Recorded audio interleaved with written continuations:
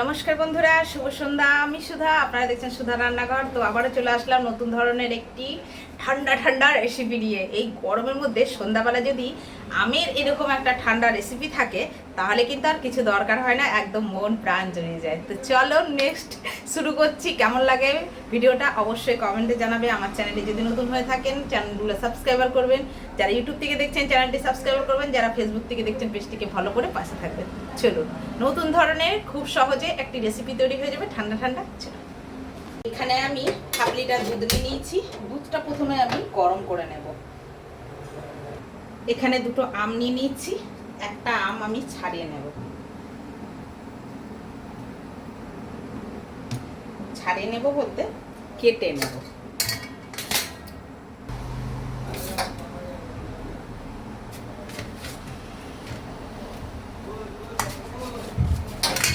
এই আমটা দিয়ে বেশ ভালো করে একটা ঠান্ডা ঠান্ডা ডেজার্ট তৈরি করব। খেতে কিন্তু খুবই ভালো লাগে, এটা একবার করে খেতে পারেন এই গরমের মধ্যে। বিকেলবেলা বিশেষ করে বা দুপুরবেলায় এরকম করে চামচ দিয়ে পুরো আমটা পালগুলো কিন্তু ছাড়িয়ে নিতে হবে এরকম করে।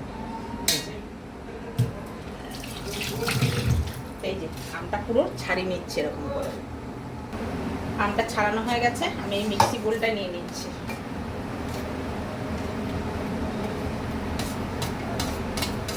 আমটা কিন্তু দুর্দান্ত মিষ্টি, এত মিষ্টি।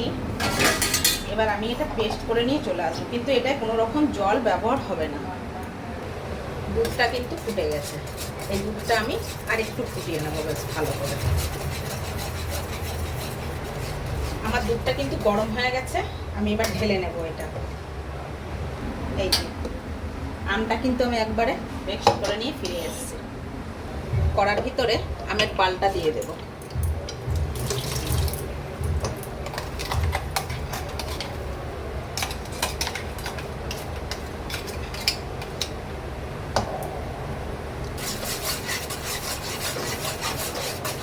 আমের পালটা জাল দিয়ে নেব।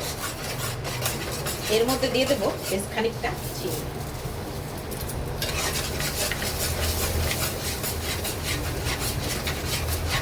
চিনিটা দিয়ে ভালো করে এই পানটা আমি ফুটিয়ে নেব।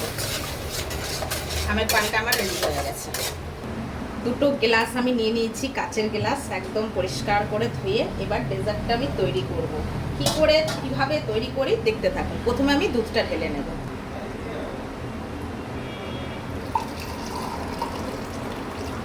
এই ডেজার্টটা কিন্তু দুধ দিয়েই তৈরি হবে, এটা কোনো রকম জল মেশানো যাবে না। দিয়ে দেব এর ভিতরে তৈরি করে রাখা আমের পাল।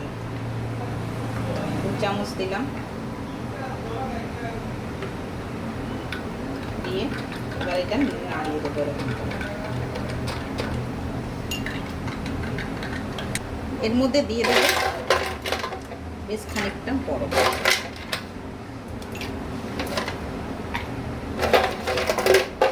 ডেজার্টটা কিন্তু এই বরফেই ঠান্ডা হবে। আমি ভালো করে এটা গুলিয়ে দিচ্ছি আবার বরফটা দেওয়ার পর।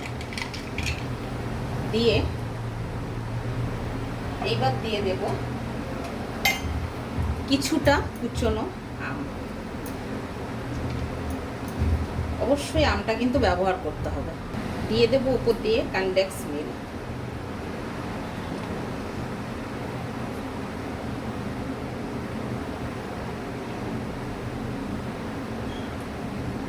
অবশ্যই কিন্তু কমেন্ট করে জানাতে হবে যে এই ডেজার্টটা কেমন লাগলো।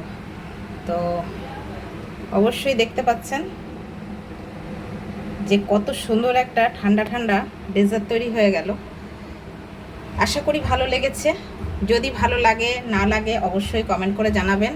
অপেক্ষায় রইলাম। ভালো থাকবেন, সুস্থ থাকবেন। আপনারা এতক্ষণ দেখছিলেন সুধার রান্নাঘর। তো আজকের মতন বিদায় নিয়ে নিলাম বন্ধুরা। Bye bye.